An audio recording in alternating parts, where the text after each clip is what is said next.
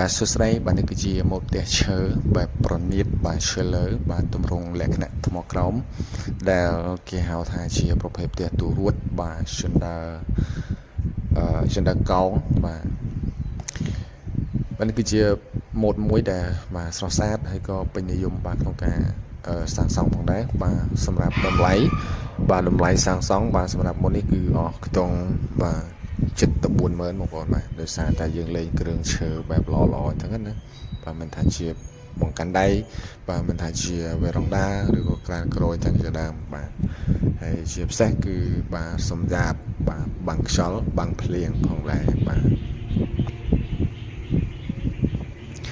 បើយើងលេងកូនកលាំងផ្នែកវេរ៉ុងដាបាទស្អាតមែនតែនបាទបងប្អូនដែលនិយមដូចជាបាទចូលចិត្តនៅម៉ូដផ្ទះឈើ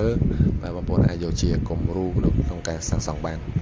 បាទសម្រាប់ម៉ូដផ្ទះនីមួយៗបាទបើសិនជាសាងសង់បាទមិនសូវជាអស់ច្រើនគឺយើងត្រូវតែមានបែបគ្រឿងឈើជារបស់ខ្លួនឯងបាទបើសិនជាបាទយើងមានគ្រឿងឈើខ្លួនឯងបាទបើសិនយើងជួលគេធ្វើអញ្ចឹងគឺអស់តែថ្លៃឈ្នួលទេបាទជាទូទៅគឺតម្រូវឲ្យម្ចាស់ផ្ទះហ្នឹងមានសម្ភារៈដូចជាឈើបាទសសរក្តារជាងអីជាដើមអញ្ចឹងណាដើម្បីកាត់បន្ថយការចំណាយផ្សេងៗអញ្ចឹងណាបាទក្នុងការធ្វើបាទបើសិនជា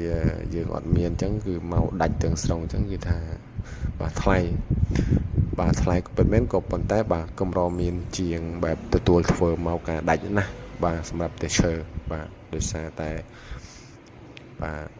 ឈើយើងមិនសូវហ៊ានធានាទេបាទឈើល្អឈើមិនល្អអញ្ចឹងណាបាទ